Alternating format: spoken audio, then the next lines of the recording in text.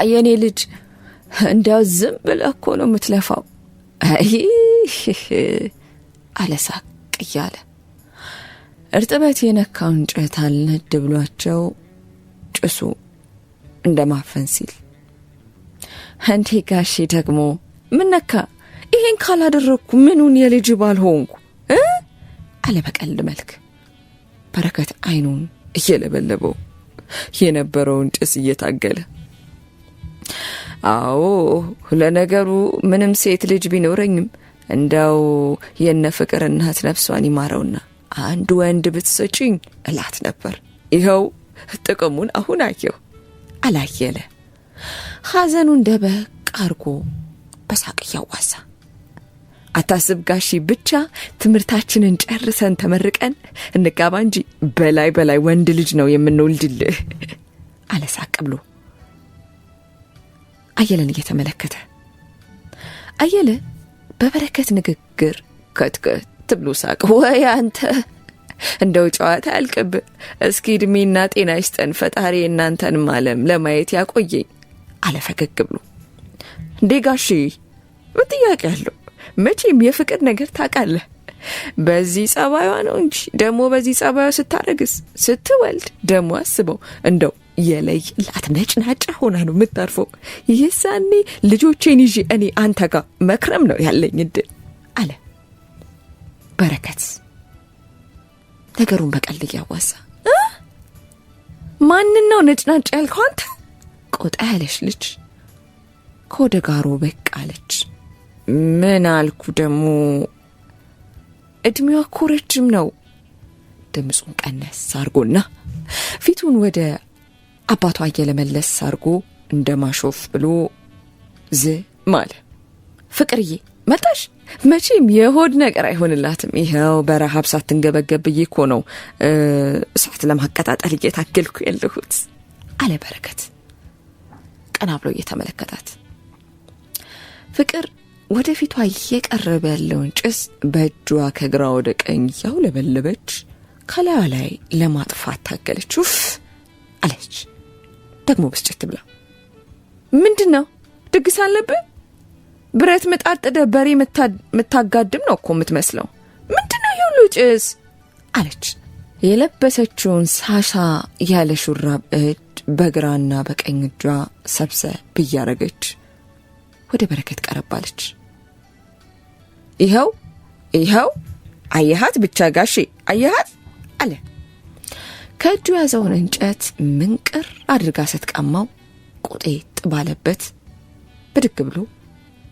አባቷ አየለን እየተመለከተ አየለ በሁለቱም ንግግር ሳቅ አለ የኔ ልጅ ምን ያርግ ብለሽ ነው ለብርዱ የሚሆን ሽሮም ቢሆን ስትመጪ ባዶ ቤት እንዳይጠብቅሽ ብሎ እኮ ነው የተንደፋደፈው አላየለ ፍቅርን በስስት እየተመለከተ አይ ጋሺ ስመጣ እኮ ይደርስ ነበር ሜሪስ አለች አንገቷን መለስ አርጋ ወደ ቤት እየተመለከተች ይሄው እሷም ቁርጥ እህት እንደ እህቷ ናት አለ በረከት ወገቡን በሁለት እጆቹ ይዞ ፍቅር ካልመጣች ብላ ስታስቸግረኝ በጀርባ የተሸክሜ ስንት ችግር ተፈጥሮ መሰለሽ ያስለኛዋት አለ አረ አልቀረብም ባይኗ ገርመ ማረገችው በልተንሹ ሉል ንግስቷ እናት በዚህ ጨለማ አንተን ፍለጋ ወጣ ከመባዘኗ በፊት ብትመለስ መልካም ነው እኛንም ችግር ውስጥ አትክተተን አለች። ፊቷን መለስ አርጋ ቀስቀስ ባለ ድምጽ ማስጠንቀቂያ በሆነ መልኩ ነበር የተናገረችው። ይሄኔ ፈገግ እያለና እየተጫወተ የነበረው በረከትን በቅጽበት ፈገግታው ጠፋ አለ። እንዴ እማዬን አግኝተሻል ነበር እንዴ አለ። አላገኘኋትም፣ ነገር ግን ልጆቿ በሰበብ አስባቡ በጠፉ ቁጥር ወደዚህ እንደምትመጣ ታውቃለህ። እድሜ ላንተ። በሰፈሩም ጥሩ ስም ወጥቶልናል አለች። በእጇ በቀላሉ የሰባበረችውን እንጨቶች ወደ ከሰል ማቀጣጠያው ጨመር አርጋ ክብሪቱን ለኮስ አረገችው። በረከት በክብሪቱ ብርሃን ውስጥ ቅር በተሰኙ አይኖቹ አየለን ተመለከተ።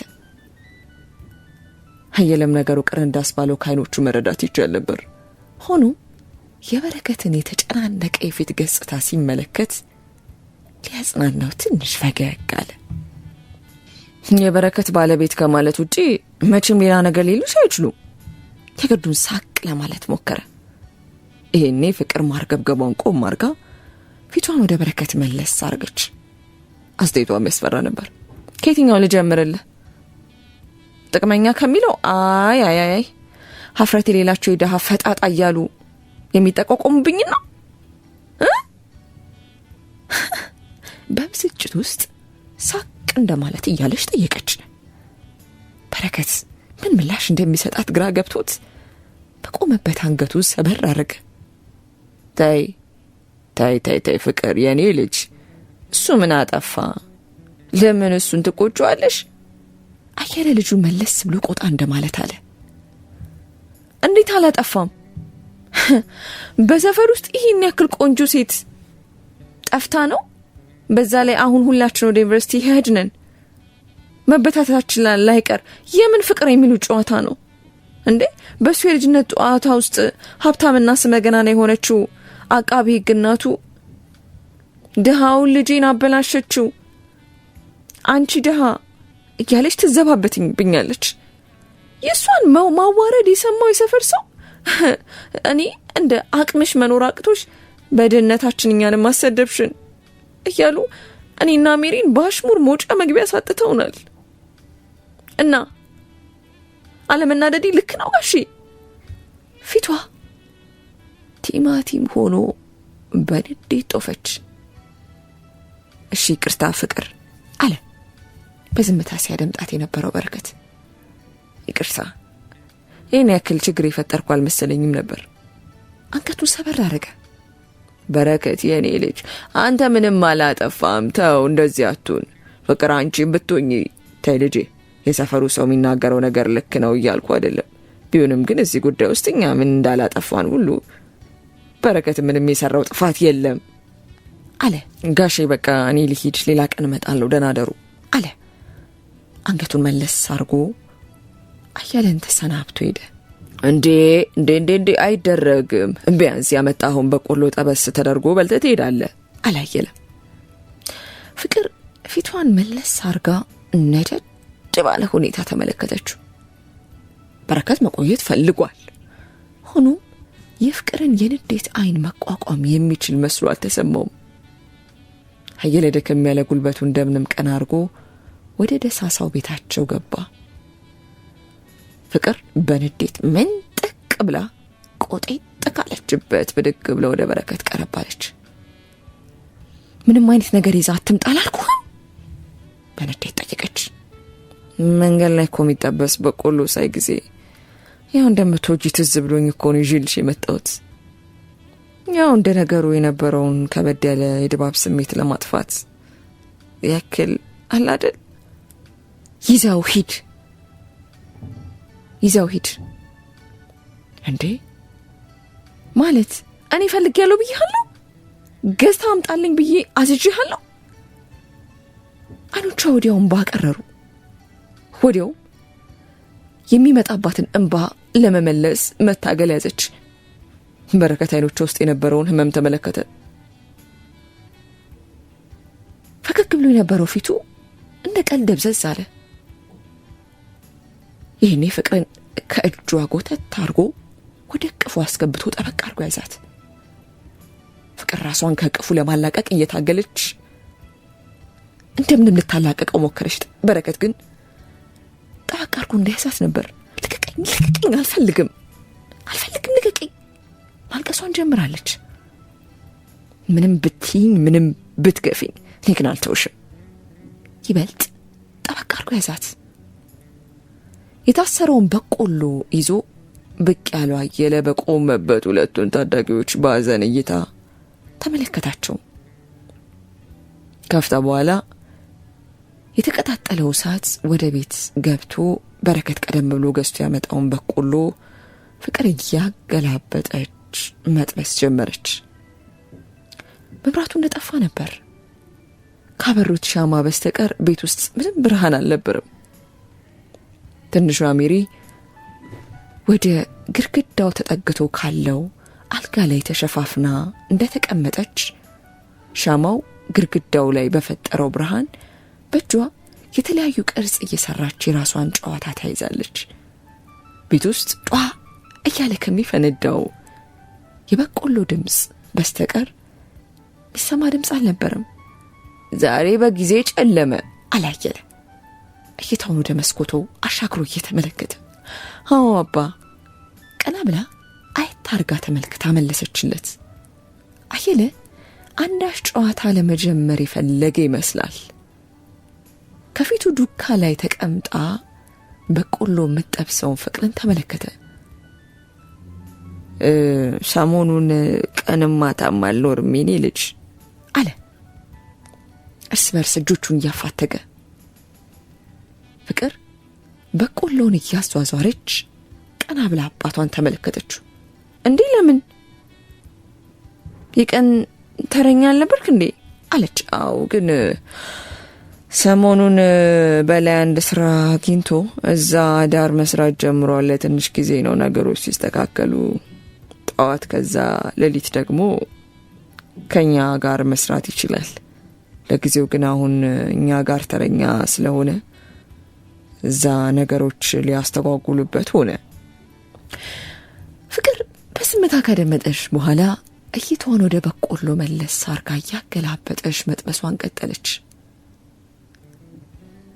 ከሁኔታው አየለ ብዙም ነገሩ እንዳልጣማት አይቶ ፈገግ ለማለት እየሞከረ የኔ ልጅ አንቺ አትጨነቂ፣ ምንም ችግር የለውም፣ ለትንሽ ቀን ነገሮች ሲስተካከሉለት እሱም ወደ ስራው ይመለሳል አለ። ፍቅር የቁጣ አይኗን ወደ አባቷ ጣል አረገች። እሱ ነገ የተሻለና ጥሩ ነገር ለማግኘት ለሚጋግረው እንጀራ አንተ ለምንድን ነው በመሃል ቤት የምትፈተነው? ምን ቦጣ አለች።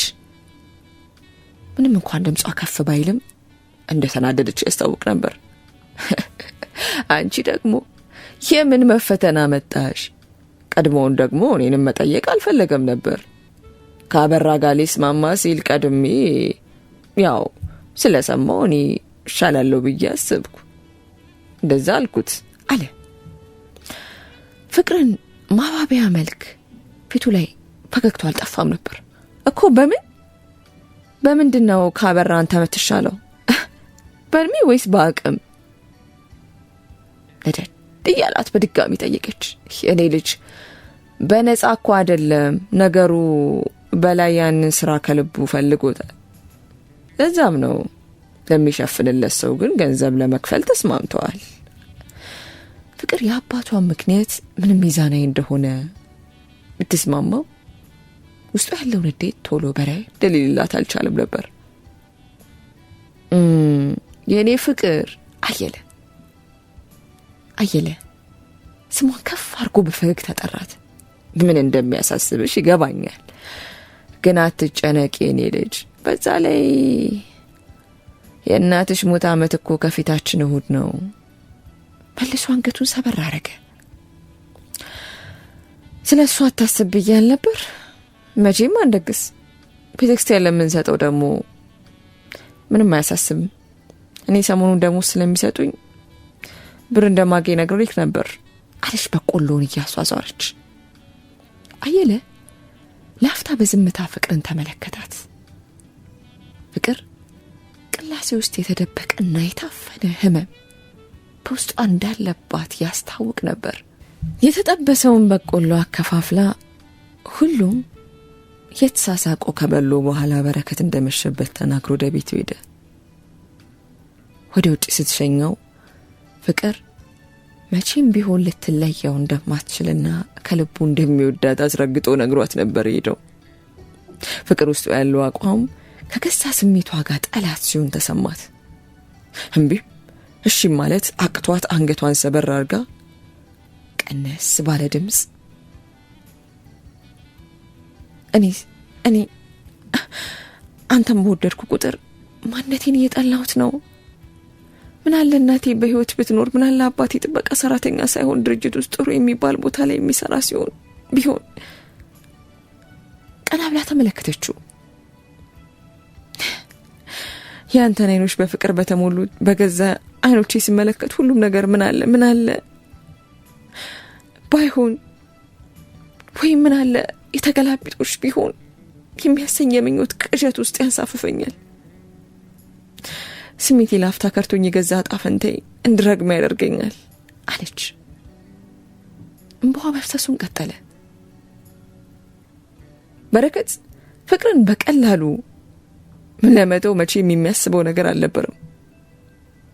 ሆኖም የሀብት ጠለላ ያሉት ቤተሰቦቹ እንኳን በቁም ነገር በልጅነት ወግ የሚቆጥረውን ፍቅርን እንደማይቀበሉለት ውስጡ ጠንቅቆ ያውቀው ነበር። በረከት ከንግግር ይልቅ በተግባር የሚያምን ውስጡ ያመነበትን ነገር ቃል ከመስጠት ይልቅ አድርጎ ማሳየት የሚቀናው ሰው ነው። በዛ ቅጽበት ውስጥ በረከት ፍቅርን የወደፊቱ እንደሚያደርጋት ለራሱ ማለት እመኝ ፍቅር አንቺ የዘላለም ነሽ። በዛ ላይ ቃሌን ብቻም ሳይሆን ተግባሬን ብቻ ጠብቂ። ወደ ራሱ አስጠግቶ እቅፍ ውስጥ አስገባት። በነጋታው በረከትና ፍቅር ለረጅም ጊዜ ተራርቀው እንደመቆየታቸው ፍቅራቸውን ሲገልጹ ሲደጋቀፉና ሲሳሳሙ ቀኑን ሙሉ አብረው ዋሉ። አመሻሽ ላይ በረከት ቁጣዋና አስፈሪነቷ እጅግ በጣም የሚያይለው እናቱ ፍለጋ ሳትወጣ በፊት መመለስ ስላለበት ፍቅርን ተሰናብቷትና በነጋታው ከአንድ ካፌ ሊጋብዛት ስለሚፈልግ እንደሚገናኙ ቀጠሮ አስይዟት ወደ ቤቱ ተመለሰ። ፍቅርም ታናሿን ሜሪ በጊዜ ወደ ቤት አስገብታ አጣጥባና አራቷን አቅርባ አስተኛቻት። መሸት ባለ ቁጥርም ስለ አባቷ የሚጨነቀው ልቧ ረፍትን አሳጣት። ሁሌም ቢሆን ስለ ምስኪኑ አባቷ ታስባለች። በዚህ ምድር ላይ ከበረከት በፊት የሚወዳትና አንድ የሚጨነቅላት ዘመድ አዝማዷ አባቷ ብቻ ነው።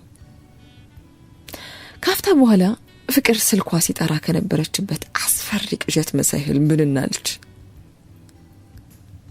ስልኳን አነስ ካለችው ባርጩማ ላይ እንዳስቀመጠቻት ነበር። ስትነሳ ቁና እየተነፈሰች ነው። የተመለከተችው ሲያባራት የነበረ አሞራ መሳይ በራሪ ነገር ከይታ ወዲያው ሊጠፋላት አልቻለም ነበር። ግንባሯ ላይ ላብቻፍ ብሏል። ለምን ያህል ደቂቃ በዚህ ቅዠት ውስጥ እንደቆየች ለራሷ አልገባትም። ቁና መተንፈሷ እንደቀጠለች ብድን ስትል ካባተበች በኋላ ለመረጋጋት ሞከረች። ይቀሰቀሳትም ሲጠራ የነበረው ስልኳ እንደነበርም ረስተዋለች። ወዲያው በድጋሚ ስልኳ ተንጨረጨረ። ከመቀመጫዋ ብድግ ብላ ካልጋው በላይ ያለውን ተንጠልጣይ መብራት ማብሪያና ማጥፊያ ጫናለች። እንደተለመደው ጨለማው ቤቱ ንጉስ ሆኗል። መብራት እንደሌለ ስትረዳ በመሰላቸት መልክ በረሽሙ ተንፈስ ብላ ወደ ስልኳ ቀናች። ምንም እንኳን ቤቱ ጠባብ ብትሆንም ቤቱ እዚህም እዛም የተሻሸቀና ሸጎጥ ያለ ዕቃ አያጣውም ነበር። ፍቅር ወደ በርጩማው እንዳመራች መሬት ላይ የነበረ ሌላ ጠረጴዛ እግሯን በኃይል መታት። ህመሙ ጠንከር ያለ ነበርና ቆርቆስ ካለው ሶፋ ላይ እግሯን በእጇ እንደያዘች ቁጭ አለች።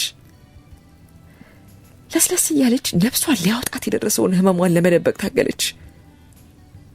ሆኖም የመታት ቦታ ላይ ጫን ያለው ጣቷ እርጥበት ነገር ተሰማት። ወዲያው በነበረው ድምጽ ከኋላዋ የተኛችው ትንሿ ሜሪም አይኖቿን እያሻሸች ብድግ አለች። ፍቅር ወይ ሜሪ ተኝ ምንም አይደል አለች። የምቱ ድምጽ ፍቅርን ሲያስጮሃት እንደተነሳሽ በመገመት ራሷን ሰብሰብ አርጋና ህመሟን ዋጥ አርጋ እስክትነሳ ድረስ ቀደም ብሎ የጠራው የስልክ ጥሪ በድጋሚ ጠርቶ ዘጋ። ለሶስተኛ ጊዜ የስልክ ጥሪው ሳይቋረጥ የመታት እግሯን ነከስ እያረገች ወደ በርጩማው እንዳመራች የስልክ ጥሪው ብዙም ሳይጠራ ቁርጥ ብሎ ተዘጋ። ማን ይደወለው አለች ሜሪም እንደነገሩ ካለቀችበት እንቅልፏ ጋር እየታገለች። እኔ እንጃ። ፍቅር ስልኳ አጠገብ ደርሳ ስልኩን አንስታ የደወለውን ሰው ተመለከተች። ውይ አባዬ ነው ሊመጣ ነው አለች ሜሪ። እኔ እንጃ አዳሪ እንደነበር ነው የነገረኝ። እስኪ ቆይ። ፍቅር የእግሯን ህመም አላስቆም ሲላ ስልኩን ካነሳችበት በርጩማ ላይ መልሳ አረፍ እያለች ስልኩን አንስታ ደወለች። ከስልክ ውስጥ ያለውት ቀሪ ሂሳብ አነስተኛ ነው የሚል ድምፅ ስትሰማ በረሽሙ እንደመተንፈስ ብላ ስልኳ ዘጋችሁ። ሁሉም ውስጧን አንዳች ሀሳብ ገብቶታል። አባቷ ለምን ስልክ ደወለ? ሳታነሳው ስልኩን በመዝጋቱ ውስጧን አብከነከናት። ግን ወዲያው ስልኳ ጠራ። አባቷ መደወሉን በመገመት ስልኳን ከፍ አድርጋ ተመለከተች። ሆኖም አባቷ ሳይሆን የደወለው በረከት ነበር። ሄሎ አለች ፈጠን ብላ። እንዴ አለ በረከት። የግርምት ሳቅም አለበት። ምን ነው አለች እሷ ሁኔታው ገርሟት። አይ ሲጀመር ስልኩ ይነሳል ብዬ አልገመትኩም ነበር። ከመነሳቱ መፍጠኑ አለ ሳቅ እያለ። አለች ፍቅርም ዋና ሐሳቧ ሌላ ቦታ ሆኖ ግንባሯን እንደማሻሸት እያለች። አፍቀሽኛል። ምንም ቅርብ ሰዓት ብንለያየም ያው ከረጅም ጊዜ በኋላ ስለሆነ ነው መሰለኝ አለ አንገቱን ቀለስለስ እያደረገ። ፍቅርም በንግግሩ ፈገግ ብላ እንደመሽኮርመም አለች። ወዲያው አልጋው ላይ ከወገቧ በላይ ያለውን አካሏን ቀና እንዳደረገች በጨለማ ውስጥ ሆና ምትመለከታትን እህቷን ሜሪ ትኩረቷ እሷ ጋር መሆኑን ለመመልከት ያክል እሷን ተመለከተቻት። ከዛ ድምጿን ቀነስ አደረገች። ይሄኔ ሜሪም አባዬ ነው አነሳ አለች። አይ አባዬ አይደለም ሜሪ ተኝ በቃ መብራት የለም እሺ አለች ፍቅር። መብራት እናንተ ጋር የለም እንዴ አለ በረከት ቀበል ብሎ። መች እንደጠፋው እኔ እንጃ ግን እንቅልፍ ሸለብ አድርጎኝ ስነቃ የለም አለች ሐሳብ እንደማረግ እያለች። በቃ እንግዲህ ወይ ሰርፕራይዝ ነገር ያስፈልግሻል ማለት ነው አለ ሳቅ እያለ። አንተ ደግሞ የም ሰርፕራይዝ ነው የምታወራው? ተራሲ ጨንቆኛል አለች እንደነገሩ ሳቅ ብላ። ምን ነው ከእንቅልፌ ስለቀሰቀስኩሽ እንዳይሆን አለ በረከት ከተል አድርጎ። ኧረ አንተ አይደለም አባ ደውሎ ነበር። ያውን በተደጋጋሚ ስልኩን ላነሳው ስል እግሬ የሆነ ነገር መቶኝ ስልኩ ተዘጋ። መልሼ ልደውል ስል ደግሞ ስልኬ ባላ። ንግግሯን ገታ አረገች። ለበረከት ስልኬ ጋር የለውም ብሎ መናገሩ ክብሯን ዝቅ የሚያደርገው መስሎ ተሰማት። ምን ማለት አለ በጥሞና ሲሰማት የነበረው በረከት። ደሞ ጋሼ ዛሬ አዳሪ ነው አላልሽም ነበር እንዴ? እንዴት ስልኩን ሊደውል ቻለ? ማለቴ እኔ እንጃ መደወሉ ገርሞኝ እኮ ነው። መልስሽ አትደውይለትም ታዲያ? ደሞ ዝናብ እየዘነበ እኮ ነው። ፍቅር በትንሿ መስኮት በኩል የሚታያትን የሚያስገመግብ የመብረቅ እይታ ተመለከተች። አዎ አንተ ኃይለኛ ዝናብ ነው ያስፈራል አለች በድጋሚ ሐሳብ ገብቷት። ፍቅር አለ በረከትም ከድምጿ ሁኔታዋን እንደመረዳት ብሎ ምናልባት የሆነ ፋታ አግኝቶ ዝናቡ ስለመጣ ደህንነታችሁን ለማረጋገጥ ብሎ ይሆናል። ፍቅር በረከት በድምጿ ብቻ የተጨነቀ ስሜቷን መረዳት ችሏል። ፍቅርም ይህን ስሜቷን ስለተረዳ ደስ የተሰኘች ትመስላለች። እሺ ወይ አንተ ትደውልለታለህ አለች። እርዳታው ወደ ሌላ አቅጣጫ መቀየሩ እንደሚሻል በማመን እሺ ችግር የለውም በቃ ላውራውና እደውልልሻለሁ ስልኩን ዘጋው። ከደቂቃዎች በኋላም የፍቅር ስልክ ላይ የጽሑፍ መልእክት ገባ። ስልኳን በድጋሚ ከጭኗ ላይ ቀና አርጋ ተመለከተችው። ወደ ስልኳ የተላለፈ 100 ብር ካርድ እንዳለ ተመለከተች። ፍቅር በረከት ምንም ሳትለው ሁኔታው እንደተረዳ ገብቷት ፈገግ አለች። በረከትን በድጋሚ ላለማስቸገር እንዲሁም ራሷ ያየለን ድምጽ ብትሰማ እንደሚቀላት በማሰብ ወደ አባቷ ጋር እንድትደውል መንገዱ መራት። ሆኖ መስመሩ እንደተያዘ የሚገልጽ ድምጽ በተደጋጋሚ ስትሰማ ጊዜ ፍቅር ስልኩን ዘጋችው። በረከት እየደወለለት እንደሆነ በመገመት የእሱ ምላሽን እስክትሰማ ለመጠባበቅ ወስና ቁጭ አለች። የሚያስገመግመው ዝናብ በሚያስፈራ መልኩ ከሰማይ ላይ መወርወር ጀምሯል። ፍቅር ቀና እንደማለት ብላ ጣሪያውን ተመለከተች። የዝናቡ አመጣጥ ከባድ ነው። ሆኖም ውስጧና አንዳች ጭንቅ የሚል ስሜት የተሰማት ነበር። ውስጧን ካፍታ በኋላ መታገስ አቅቷት ወደ በረከት ጋር ደወለች። የበረከት ስልክን ተይዟል። ሁለቱ ይሄን ያክል ምን እያወሩ እንደሆነ ግራ ገብቷት አሰብ አደረገች። ጭንቀት ውስጥ ናት። ሁኔታው ይበልጥ እያስጨነቃት ጀምሯል። ከቆይታ በኋላ ስልኳ ጠራ። በረከት ነበር። ከተቀመጠችበት ድንገት አፈፍ ብላ ተነስታ ስልኩን አነሳች። ሄሎ ቤኪ አለች። በረከት እንደሌላ ጊዜ ወዲያው ድምጹን አላሰማትም ነበር። አገኘሁ አወራሁ ምን ሆኖ ነው የደወለው በሰላም ነው? የበረከትን አንዳች መልስ ሳትጠባበቅ ጥያቄዋን ታጎርፎ ጀመር። ካፍታ በኋላ ፍቅር ሲል በረከት ድምጹን አሰማ። ፍቅር አንዳች ነገር ከጭንቅላት ጸጉሯ እስከ እግር ጥፍሯ ድረስ ሲነዝራት ተሰማት። አንዳች መጥፎ ነገር እንዳለ ውስጧ ነግሯታል። ቤኪ ምንድነው አለች ቁርጥ ባለ ድምጽ። በረከት ላፍታ በድጋሚ ዝም አለ። ቤኪ ምንድነው? በቁጣ ድምጿን ከፍ አድርገች። መልሶ እንቅልፍ እንዲወስዳት እየሞከረች የነበረችው ሜሪን በድጋሚ ብድግ ብላ በመብረቁ ብልጭታ እህቷን አርቃ ተመለከተቻት። ሜሪ ሊይዝልሽ የሚችል ሰው አለ እንዴ ሲል በሚንቀጠቀጥ ድምጽ ጠይቃት። ማለት ምንድነው ቤኪ? ሜሪን ጎረቤት አስቀምጪና እነግርሻለሁ። የምትሄጂበት ቦታ አለ። እሺ እትዬ ትብለጥ ጋር። ወዲያው እህቷ ሜሪን በጀርባዋ ፈፍ አርጋ ወደ ጎረቤት ወደ እትዬ ትብለጥ ቤት ሮጠች። በሩ መቀጥቀጥ ያዘች። በሩን በኃይል መደብደብ ቀጠለች። ማን ነው? እትዬ ትብለጥ ከጥቂት ደቂቃዎች በኋላ በሩን ወዲያው ከፈቱት። ከፊት ለፊታቸው ዝናብ እየደበደባት ሜሪን በጀርባዋ የታዘለችውን ፍቅርን ተመለከቷት። በጨለማ ውስጥ የፊቷን ሁኔታ ለመመልከት አይናቸውን ጠበብ አድርገው ወደ እሷ ቀረባሉ። እትዬ ትብለጥ ቁርጥ ባለ ድምፅ ተጣራች።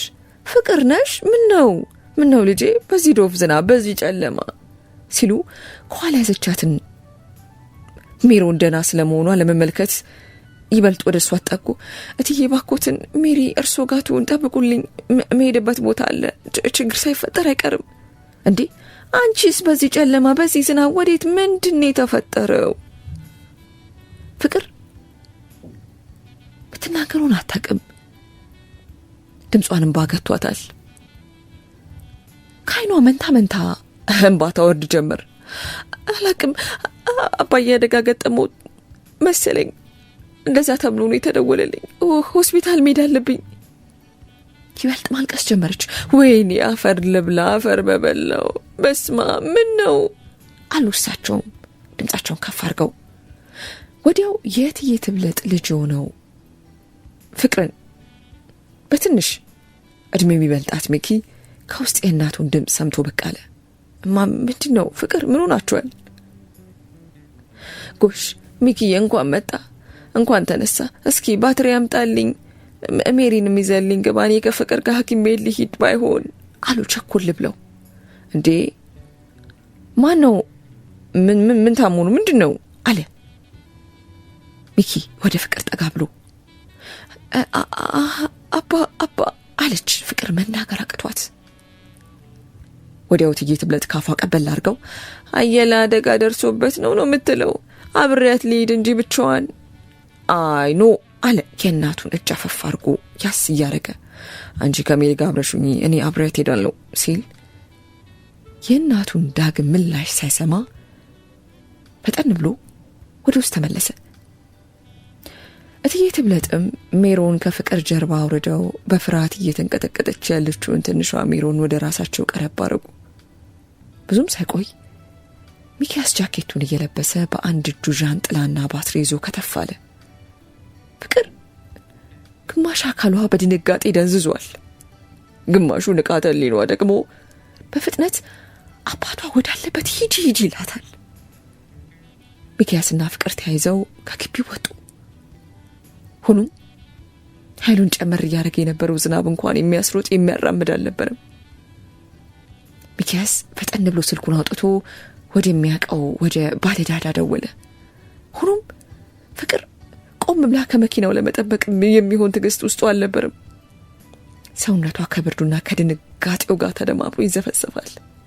በሰዓቱ ምን ማድረግ እንዳለባት እንኳን ማወቅ አልቻለችው ነበር። ብዙም ሳይቆይ የሚኪያስ ጓደኛ የሆነ የሰፈሩ ባለ ላዳ ከተፋለ። ፍቅርና ሚኪያስ ላዳውን ተሳፍረው በረከትን ወዳላት ሆስፒታል አቀኑ። ፍቅር ወዴት መሄድ እንዳለባት እንኳን መቅጦ ሳታቅ ኪሷ ውስጥ ያለው ስልክ አውጥታ ወደ በረከት እየደወለች ኮዲዮዲ በሐሳብ ናኘች።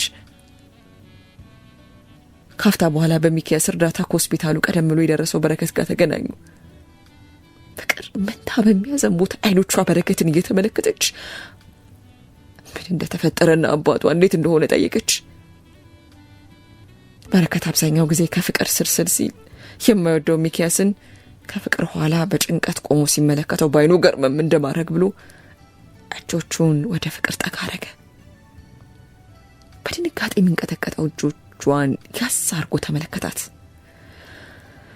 ይኸውልሽ እኔም ስደርስ ያለበትን ሁኔታ አልነገሩኝም። አንቺ ስልክ ደውለት እንዳልሽኝ ስደውል በቦታው የነበረው ሰው ነበር አንስቶ ያናገረኝ አለ። የሚያውቀው መረጃ እያጋረ ቆይ ምንድነው የተፈጠረው? ምንድነው አለች እንባዋን ጠረቅ አርጋ ነገሩን ለመረዳት ራሷን እንደማረጋጋት እያለች። ልጁ እንዳለኝ ከሆነ ሰው ገሽቶት እንደተሰወረ ነው። ምን? ጉልበቷ ከርቷት ወደ መሬቱ ተዘረረች። ወዲያው ሚኪያስና በረከት ከኋላና ከፊት ደገፍ አድርገው አጠገባቸው ወዳለ ወንበር ቁጭ እንድትል አረጓት። ፍቅር መላ አካሏ ይበልጥ መንቀጥቀጥ ጀመረ። ሚኪያስ ከላይ ደረብ ያደረገውን ጃኬት ወለቅ አርጎ ፍቅርን ከጀርባዋ ደረብ አረገላት። በዚህ ሁኔታ ውስጥ ድርጊቱን የሚመለከተው በረከት የነበሩበትን አስጨናቂ ሁኔታ ዘንግቶ በቅናት አይን ሚኪያስን ተመለከተው። ሚኪያስ በረከትን ሊያወራው እንደሚፈልግ ነግሮት ፍቅር ከነበረችበት በትንሹ ራቅ ብለው ለማውራት ቆማሉ። ቆይ ማን ነው ያመጣው? አለ ሚኪያስ። ሲመስለኝ ስልኩን ያነሳው ሰው ነው አለ በረከትም ነገሩን እንደማሰላሰል እያለ። ያ ሰው አሁን የት ነው ያለው? አለ ሚኪያስ ፈጠን ብሎ።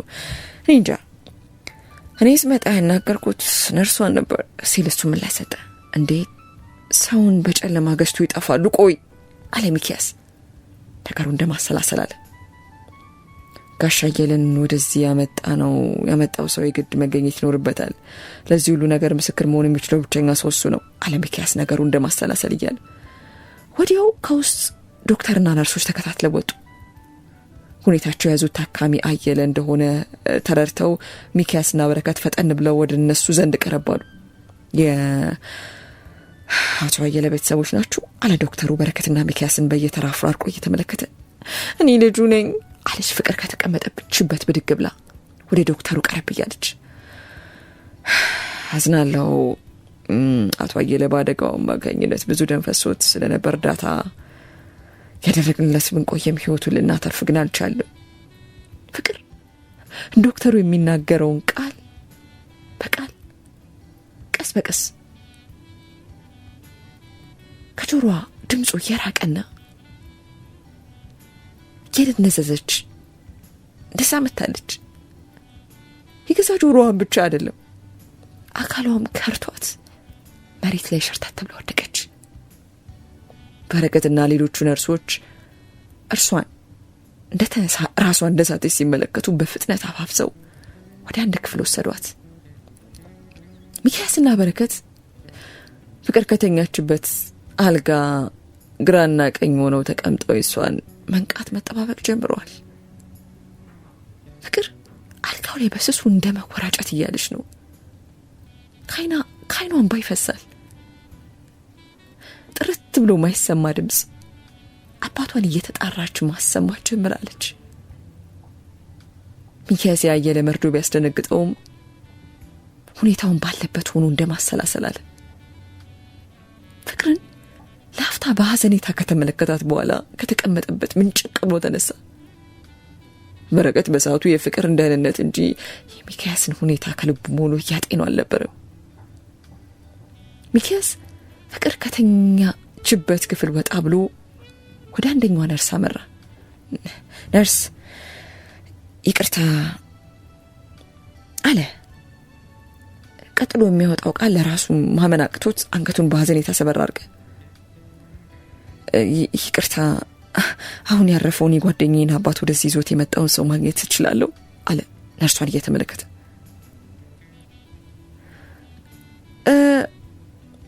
አብሮ የነበረው ልጅና ትልቋ ሴትዮ ከመምጣታቸው በፊት ነበር። ከዛ ግን ወዴት እንደተሰወረ እንጃ።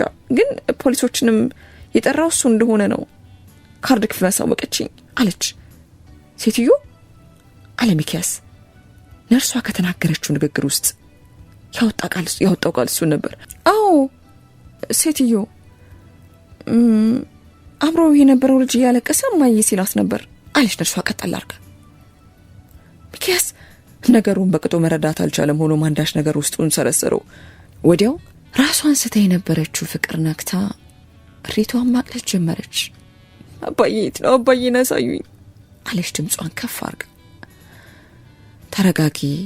ተረጋጊ ሁለቱም ሊያረጋጓት ሞከሩ። ፍቅር እባክሽ ተረጋጊ አለ ሚካያስ አፈፍ አድርጎ ይዟት። ፍቅር ሰው ቢረባረብባትም ልትያዝላቸው አልቻለችም ነበር። ካፍታ በኋላ ሐኪሙና ነርሶች አረጋግተዋት አባቷ ወዳለበት ክፍል አቀናች። አየለ ጨርቅ ሙሉ ለሙሉ ለብሷል። ግን ስትመለከተው በሐዘን መንዘፍዘፍ ጀመረች። ወዲያው በረከት ከኋላዋ ደገፍ አረጋት። የግዷን እግሯን ወደፊት እየጎተተች አጠገቡ ቀረባለች። ከሬሳው አጠገብ ቆሞ የነበረው ነርስም የአባቷን ፊት እንድትመለከት ጨርቁን ቀስ አርጎ ብድግ አረገው። ፍቅር ያየችው ማመን አልቻለችም ነበር። አየለ ፊቱ ከባድ በሚባል ሁኔታ ተጎድቷል። ፊቱ ደም እንዳሰለ ነው። የአባቷን ሁኔታ ስትመለከት ይበልጥ ስብር አለች። የቀብር ዕለት አየለን ለመቅበር የሰፈሩ ሰው የሥራ ባልደረቦች ግልበጥ ብለው ፍቅርን ለማጽናናት ካጠገቧ ቆሙ። ፍቅር ከዓመታት በፊት እናቷን ካሳረፈችበት አፈር ጎን አባቷን ቆማ ቀበረችው። የአባቷን ፍቅር ያልጠገበችው ትንሿ ሜሪ የእህቷን እጅ ጨበጥ አርጋ ተያዘች ነበር። እንባዋን ኩልል ብላ ስታወርድ ነበረው። በዚህ ሐዘን ውስጥ በረከት ካጠገቧ ሊርቃት አልፈለገም ነበር። ፍቅርም ብትሆን ከቀናት በፊት ከዓይኔ ዞር ቢል ያለችው ሰው ካጠገቧ እንዲርቃት አልፈለገችም ነበር። ከቀናት በኋላ ግን ለቀስተኛው ተበተነ፣ ድንኳኑም ተነሳ። ፍቅርም ወደ ጠባቧ ቤት ገባች። ብቻዋን ከትንሿ ቤት ውስጥ በሐዘን ተቆራመደች። ሆኖም አለፍ እያለ የሚያያትና የሚያጽናናት አይዞሽ የሚላት ሰው አልፎ አልፎ ይመጣ ነበር። እንደ ቀልድ ወራት አለፉ። ቤታቸው በእርዳታ መልክ ሰው ያመጣው ምግብና አንዳንድ አስቤዛም ቀስ በቀስ ያልቅ ጀመር። ፍቅር አለ ሚኪያስ ነበር። ገና ከውጭ ቀረብ ከማለቱ ድምጹም ከፍ አድርጎ ተጣራ። አቤት አለሽ ፍቅርም ከቤት ሆና። እንዴት ነሽ አለ እንደ ነገሩ ፈገግ ብሎ በሩን ከፈታ አድርጎ ወደ ውስጥ እየዘለቀ። ደህና ነኝ አለሁልህ አለች ግዷን ፈገግ እያለች። ሚኪያስ ከፍቅር አጠገብ ቁጭ አለ። ፍቅር በትንሽዬ መዘብዘፊያ እቃዋን ማጠቧ እንደቀጠለች ነው። ላፍታ በመካከላቸው ዝምታ ሰፈነ። ትናንት ያባዬ ስራ ባልደረባው በረታችሁ ሊል መጥቶ ነበር አለች እቃ ማጠቧ እንደቀጠለች። በሰዓቱ አባዬ ሸፍኑለት እንዲሰራ ያናገረው የስራ ባልደረባው ነበር። ታዲያኛ ብቻችንን መሆናችንን አይቶ ሲጨነቅ ሰምቶ ስለነበር በክረምቱ ለሴት ልጆች ብቻቸውን ተከምትሄድ ብሎ ገንዘብ ሰጥቶ ወደ ቤቱ እንዲመለስ ላከው። ለካስ ያ ሰዓት አባዬም ወደ ቤት እየመጣ መሆኑን በደስታ ሊያበስረኝ ነበር ስልክ መደወሉ አለች። እኔም እግሬን አንዳች ነገር አሳስሮት ስልኩን ቶሎ ላነሳል አልቻልኩም። ሁለቴ በተደጋጋሚ ደወለ። በሶስተኛው ግን ጠርቶ ወዲያው ዘጋብኝ አለች ነገሩን ወደ ኋላ መለስ ብላ እንደማሰላሰል እያለች። ምናልባት እኮ ፈጠን ብዬ አንስቼው ቢሆን ያባዬ ድምጽ ለመጨረሻ ጊዜ ሰማው ነበር አለች የሚወርደውን እንባዋን እየጠረገች። ሚኪያስ ሁኔታው እሱንም ውስጥ አንጀቱን በልቶታል። ኖ ራስሽን በዚያ አትውቀሽ ፍቅር አለ በሐዘኔታ መልክ እየተመለከታት። ለመሆኑ የት እንደደረሰስ አውቀሽ ነው እንደዚህ የምትይው? ፍቅር እየጠየቃት የነበረው ጥያቄ ምን እንደሆነ ብታቅም ምላሽ ላለመስጠት ዝም አለች። ፍቅር አለ ሚኪያስ በድጋሚ።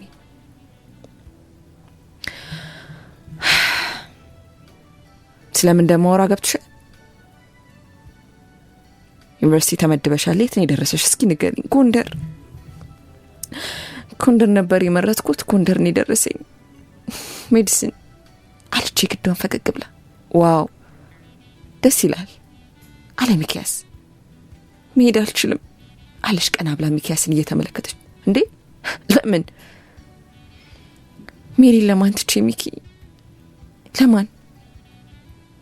ቤት ውስጥ አሁን ከቀናት በኋላ የሚቀመስ ሚላስ እንኳን አይኖርም። ወጥቼ ስራ ስለምፈልግ እንጂ ጭራሽ ክፍለ ሀገር ሄጄ መማር የማይታሰብ ነው። እንዴ እንደዚህ አይነቱን እድል እንዴት ብለሽ ነው ለማንስ ብለሽ ነው የምታሳልፊው የምትሰጪው? ወዲያው ከበሩ ውጭ አንድ ድምጽ ተሰማ። ይቅርታ እዚህ ቤት አለ ጎርነን ያለ ድምጽ። ፍቅርና ሚኪያስ ክርክራቸውን ቆም አድርገው ድምጹን ለማድመጥ ጆሮአቸውን ጣል አረጉ። እዚህ ቤት ሰው አለ በድጋሚ ድምጹ። ፍቅር ከውጭ የሚወጣው ድምጽ ወደ እነሱ አቅጣጫ መሆኑን ስትገነዘብ ከተቀመጠችበት ወንበር ብድግ አለች። ቆይ እኔ ማን እንደሆነ ያለው? አይ ቁጭ በይ እንጂ እኔ ያለው አለ ሚኪያስ ከወንበሩ ብድግ ብሎ ወደ በራፉ እያበራ። ሰላም እንደምን አለ ጎርነን ያለው ድምጽ። በራፉ እንደተከፈተ ድምጹ ጥርት ብሎ ይሰማል። ፍቅር ድምጹ የተሰማው ሰው ማንነትን ለመመልከት ጓጉታ ሚኪያስን ከተል ብላ ወጣች። ከፊት ለፊታቸው መለጥ ያለና 40ዎቹ ገደማ ዕድሜ ክልል ላይ የሚሆን ሰው ተመልክታለች። አለባበሱ ደህና የሚባል ኑሮን የሚኖር አይነት ሰው መሆኑ ያስታውቃል። ምን ፈልገ ነበር? ይቅርታ አለ ሚኪያስ ከፊቱ መነጽሩን አድርጎ የቆመውን ሰው እየተመለከተ። የአባትሽ ቅርብ ወዳጅ ነበርኩ።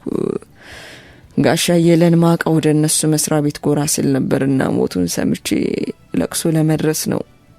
ፍቅር ሰውየውን ከግር እስከ ራሱ ተመለከተችው። ግባ አለች ከተል አድርጋ። ሚኪያስም አጠራጣሪ በሆነ እይታ እየተመለከተው ነው። ሰውየው መነጽሩን ወለቅ አድርጎ ወደ ቤቱ ዘለቀ። ፍቅር ፈጠን ብላ መሬት ላይ ዘርግታ እያለቀለቀች የነበረውን መዘብዘፊያና ዕቃ ማነሳሳት ጀመረች። ሰውየው ብዙም የሰው ግብዣ ሳያሻው ከሶፋው ላይ ያረፋለ። ፍቅር መጋረጃ ወደሚከፍለው ዕቃ ማስቀመጫ ክፍል አቅንታ ከውስጥ ቆሎ በሳህን ይዛ ቀረባለች። ሚኪያስም ከሰውየው ፊት ካለው አልጋ ጫፍ ላይ ቁጭ ብሏል። ስለመጣ አመሰግናለሁ አለች አንገቷን ሰበር አድርጋ። ቀደም ብል ደስ ይለኝ ነበር አላሰባርኩ። በመካከላቸው ላፍታ ዝምታ ሰፈነ። እህትሽ አለ ከቆይታ በኋላ። ሜሪንም ታውቃታለህ አለች ፍቅር ፈገግ ብላ። ታዲያስ ፍቅርና ሜሪ የሚኮራባችሁ ልጆቹ እኮ ናችሁ አለ ፈገግ ብሎ። ወዲያው በራፉ ተንኳኳ። ሁሉም እይታቸውን ወደ በሩ ዞር አደረጉ።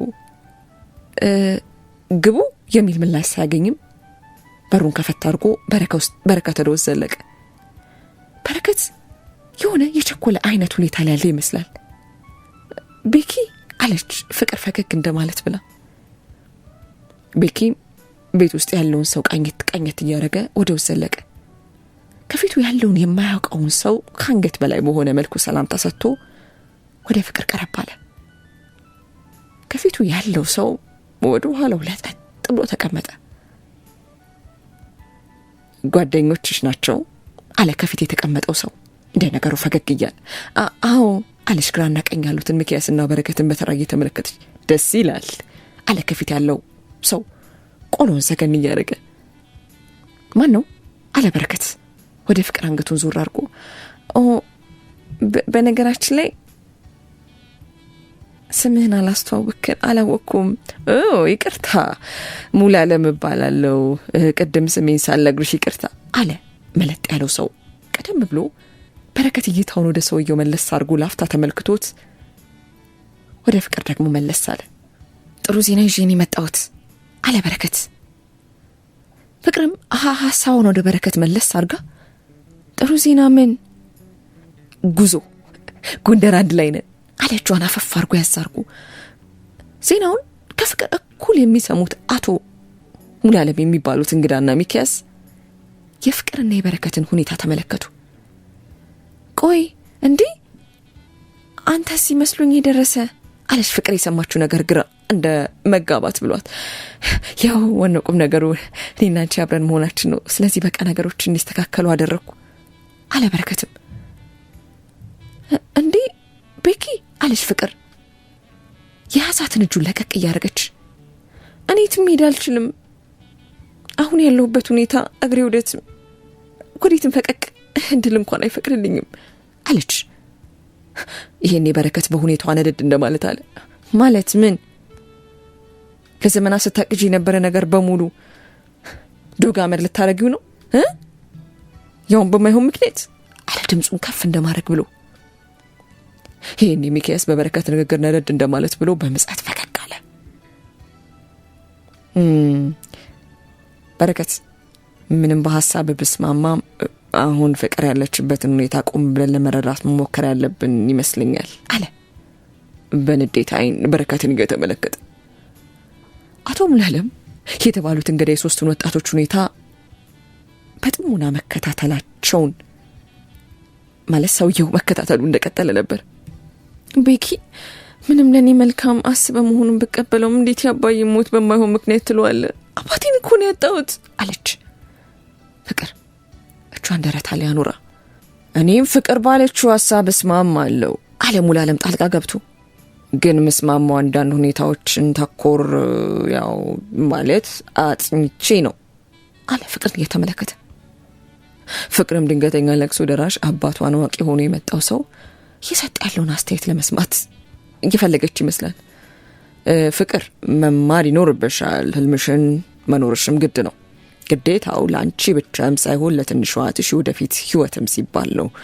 ሆኖም ግን አለ ለጠጥ ካለበት አቀማመጡ ወደፊቱ ሰውነቱን ቀረብ እያደረገ ክስሽን ጨረሰሽ ጉዳይ ወደ መዝገብ ቤት ሲገባ ነው ወደ ትምህርት ዓለም መመለስ ያለብሽ አለ ቆፍጠን ብሎ በአስፈሪ አይን ፍቅርን እየተመለከተ።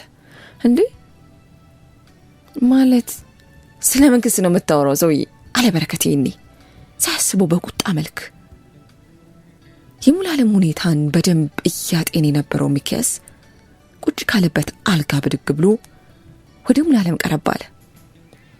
ስላደጋው ነው አለ ሚኪያስ አልጋ ገብቶ። በትክክል አንቺ ሐዘን ላይ ስለነበርሽ ይህን ክስ ማስኬድ እንደማትሺ በመገመት እኔ ክሱን አቅርቤያለሁ አለ። ቆይ አንተ ማነ? ጋሽን አባቴን ይህን ያህል ታውቀው ነው ዛሬ መተህ እንዲያልክ ያለኸው? አልገባኝም አለች ፍቅር። በረከትም እኮ ማነህ አንተ? በዚህ ጉዳይ ላይ ምንም የሚያገባክ ነገር ኖሮ ነው አለ በረከት በንዴት እየተወረገረገ። ተረጋጋ እንጂ ምን ነው እንዴ? ምን ሆነክ ነው? እሷ ፍቅር በፍቅር ጠየቀችኝ። አንተ ግን ምን ነው እንደ እናት ትንሽ ተቆጣ። እናትና ልጅ ባንድ ያበራችሁሳ አለ ሙሉዓለም በሁኔታው ሳቅ ብሎ። ምን ነው የምታወራው አለ በረከት እንደ መቆጣትም እንደ መደንገጥም እያለ። እናት አቃቢ ሕግ ወይዘሮ አለምነሽ አይደለች አለ ፍቅርና ሚኪያስ የሙሉዓለም ንግግርን ተከታትለው አንገታቸውን ወደ በረከት መለስ አድርጉ። እናቴን ታውቃታለህ? የት አለ በረከት ፈራ ተባ እያለ። አዎ ስለ ፍቅር አባት ገሽቶ ስለተሰወረው ግለሰብ ክስ ለመክፈት ቀርቤ ውድቅ እንዳደረገችው ሰምቼ ነበር። ምን አለሽ ፍቅር ባለማመን ፊቷን ወደ በረከት መለስ እያደረገች። ወይኔ እናቴንም ሆነ ቤተሰቤ እንደማትወዳቃለሁ አለች በረከትን እንባ ባቀረረው አይና እየተመለከተችው። ግን ይሄ ሰባዊነት ነው በረከት። የአባቴ ነፍስ በሰላም የምታርፈው ይሄ አደጋ ደርሶ የተሰወረው ግለሰብ ሲያዝ ነው አለች ደግሞ በተማጽኖ መልክ። ፍቅር የሰውዬ የሚያወራው ምንም ነገር አይገባኝም። ይገባኝ አይደለም። በዛ ላይ ዛሬ መጥቶ አይተሹ ማታቂው ሰው ሲዘባረቅ ታሚዋለሽ። ለማንኛውም ማማም ብትሆን እምቢ ያለችበት በቂ ምክንያት እንዳላት እርግጠኛ ነኝ አለ በረከት ቸኩል እያለ። ለማንኛውም ምክንያቱን ፍርድ ቤት አብረን ምን ሰማ ይሆናል። ፍቅር ዛሬ መጣሁት ለቅሶ ከመድረስ ባሻገር ነገ ፍርድ ቤት የአባትሽን ሞት በተመለከተ ስለደረሰው አደጋ ያው ክስ እንደሚከፈት ላሳውቅሽ ነው አለ። ምን? በረከት ከተቀመጠበት ከመቀስበት ብድግ አለ። ቤኪ ምንድነው? ተረጋጋ እስኪ አለሽ ፍቅርም ሁኔታው ግራ አጋብቷት። ይቅርታ አለ ሚኪያስ በመሃል ገብቶ። አንድ ምስክር እንዳለ እርግጠኛ ነኝ። ይህን ወንጀል በቦታው እየተመለከተ እንዲሁም ጋሽን ወደ ሆስፒታል ይዞ ሄደ ሰው አለ አለ። ነገ የሁሉንም ጅማሬ አንድ ላይ ሆነን የምንመለከት ይሆናል አለ ከመቀመጫው እየተነሳ። ሆኖም አንድ ቃል ብቻ ካንቺ ፈልጋለሁ። ላፍታ ቆም ብሎ ፍቅር አባትሽ ትምህርትሽን ጨርሰሽ መመልከት የሁል ጊዜው ህልሙ ነው። ይሄ ጉዳይ ሲያልቅ ማቄን ጨርቄን ሳቲ እንድትማር ይፈልጋሉ። ካስፈልገ ደግሞ ወደ አዲስ አበባ እንድትዘዋወሪ የተቻለ እናደርጋለን። የቤሪን ጉዳይ አሳስበሽ ሁለታችሁም ሁላችንም ያው ኃላፊነት ናችሁ አለ ሙሉዓለም። በብዙ የተበታተነ ሐሳብ ውስጥ የተዋጠችው ፍቅር አንድ ጥያቄ መሰንዘር አቅቷት ባለችበት ደርቃ ነበር እሱ ይህን ሲናገር። ፍቅር በተደጋጋሚ ስልክ ብትደውልም ከዛን ቀን በኋላ አጠገቧ እንዲሆን የፈለገችው በረከት ስልኩን ሊያነሳላት አልቻለም። ሆኖ ፍቅር አብሯት ሊያካሂዳት ከሚችለው ሚኪያስ ጋር ተያይዛ ሙሉዓለም እንዳለው የአባቷን ገዳይ ለመከታተል በነጋታው ወደ ፍርድ ቤት አቀናች። ችሎቱ ተጀመረ። ጉዳዩን የያዘው አቃቤ ወንድ ነበር። ጉዳዩን ዘርዘር አርጎ ማብራራት ጀመረ። ፍርድ ቤት ውስጥ የበረከት እናት እንዳለች ተመልክታለች። ፍቅር አንዳች ያልገባት ነገር እንዳለም ገምታለች። ካፍታ በኋላ አቃቤ ሕግ ምስክር እንዳለ ተናገረ። ምስክሩ ካፍታ በኋላ ወደ ውስጥ ዘለቀ። ጎልማሳ ሰው። ፍቅር ከዚህ በፊት ይህን ሰው አይቶ አታውቅም። ምስክሩ መሐላውን ፈጽሞ የተጠየቀውን መመለስ ጀመረ። አቃቤ ሕጉ ወዲህ ማለት እንዳይችል በሚያደርጉ ጥያቄዎች ያጣድፎ ጀመር። ምስክሩ ወደ ሆስፒታል ይዞት የመጣው እሱ ሳይሆን ሙሉ ዓለም እንደሆነ ገለጸ። ሙሉ ዓለም የምስክሩን ቃል ለማመሳከር ወደፊት ተጠራ። ሙሉ ዓለም ከአየለ ጋር ጥሩ ወዳጅነት እንዳለውና የዛ ምሽት መኪናው ተበላሽቶ ከመስሪያ ቤት ይዞለት ጃምፐር ከመስሪያ ቤት ይዞለት እንደመጣ ገለጸ። አየለ ልጆቹ ብቻቸውን ስለነበሩ በቆሎ ገዝቶ ቶሎ መሄድ እንዳለበት ነግሮትና ተሰናብቶ ዞር እንዳለ አደጋ ድምጽ እንደሰማ ገለጸ። ሆኖም ወደ አቅራቢያው ሲሄድ መኪናው በቦታው እንዳልነበር፣ አየለም መሬት ላይ ክፉኛ ተጎድቶ እንደወደቀ ገለጸ። ቀደም ብሎ የነበረው ምስክር በድጋሚ ወደፊት ተጠራ። አቶ ስለሺ አለ አቃቤ ሕጉ። ወደ ምስክሩ ቀረብ አለ። በሰዓቱ አቶ አየለን ገሽቶ የተሰወረው መኪና ምን አይነት እንደሆነ ተመልክታል? ጠየቀ። ምስክሩ እየፈራ ጭንቅላቱን በወንታ ነቀነቀ። የገጨው ሰው ከመኪና ወርዶ ተመልክታዋል? በድጋሚ ጠየቀ። ምስክሩ እየፈራ በድጋሚ በወንታ ጭንቅላቱን ነቀነቀ። ምን አይነት መኪና ነበር ሲል ጠየቀው። ምስክሩ አቶ ስለሺ በፍርሃት ሰማያዊ ፒካፕ መኪና መሆኑን ብቻ ነው ያየሁት አለ። የነዳ የነበረውን ሰው አይተኸዋል? በድጋሚ ጠየቀ። ምስክሩ ለመመለስ ላፍታ ቆየት አለ። አው ከመኪና ወርዶ የገጨውን ሰው እየተንቀጠቀጠ ተመልክቶ ተመልሶ መኪናውን አስነስቶ ተመነጠቀ። ከዛ እሱ አለ ወደ ሙሉ ዓለም እየጠቆመ። እሱ ድምጹን ሰምቶ ነው መሰል ወደ ቦታው ቀረብ አለ። ታዲያ እንዴት በሰዓቱ አቶ ሙሉ ዓለም ገጪውን ማየት አልቻለም? አለ አቃቤ ሕጉም። ምስክሩም ምክንያቱም ወደ ቀኝ መታጠፊያ ቅያስ ነበር ወዲያው የገባው ገጩ መኪና። አቶ ስለሺ በሰዓቱ ይህን ጉዳይ ተመልክተ ለምንድነው ፖሊስ ጣቢያ ሄደ ቃልህን ያልሰጠኸው? አለ። ሰጥቼ ነበር፣ ሆኖም በድጋሚ ፈራ አለ። የሆነ ሰው አስፈራኝ፣ ገንዘብ እንደሚሰጡኝም ነገሩኝ። ብሩን ይዤ ከሀገር እንደምወጣ ቃል ገብተውልኝ ነበር። ነገር ግን ድጋሚ ገንዘብ እንዳልጠይቃቸው በመስጋት ገዳይ ቀጥረውልኝ ነበር ሲል ቀና ብሎ ከታዳሚው መካከል አይኑን አሳረፈ። ፍቅር የምስክሩን አይን ተመልክታ ወደሚያይበት ቦታ አነጣጠረች። ሆኖም ያየች የነበረውን ነገር ማመን አልቻለችም ነበር። ምስክር የገጨውን ሰውና ያስፈራራህን ሰው ማንነት ልትነግረን ትችላለህ? አለ ዳኛው። የገጨው ወጣት ልጅ ነበር። ስሙን በመጀመሪያ አላወቅኩም ነበር። እናቱ ግን በሰፈራችን ታዋቂና የተከበረች ናት አለ። እናቱ አቃቤ ሕግ አለምነሽ ትባላለች። ፍቅር ቀጥሎ የምትሰማውን ነገር ማመን አቅቷት ከተቀመጠችበት በድንጋጤ ብድግ አለች። ዳኛው መዶሻውን በተደጋጋሚ እንደ መደብደብ ሲል ቢካስ ከትከሻው ደገፍ አርጎ አስቀመጣት። ገጪው ደግሞ ስሙ እንዳለ በራፉ ተከፈተ። በረከት ይባላል አለ አንድ ድምጽ። ሁሉም የፍርድ ቤት ታዳሚ ፊቱን ወደ ኋላ ዞር አረገ። በእንባ ፊቱ የረጠበው በረከት ከፊት ቆሟል። አንተ ምን ትሰራለህ እዚህ? አለምነሽ ከተቀመጠችበት ብድግ አለች።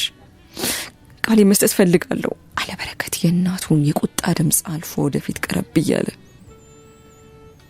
ከደቂቃዎች በኋላ ፍቅር ማመን ማትችለው እውነታን ለመስማት ተገደደች። በምሽቱ እሷን ለማየት ከቤቱ የአባቱን መኪና ሰርቆ የወጣው በረከት በፍቅር ጥያቄ መሰረት ወደ አየለ ለመደወል ስልኩን እየነካካ በነበረበት ወቅት አየለን ገሽቶት እንደተሰወረ በማመን ቃሉን ሰጠ።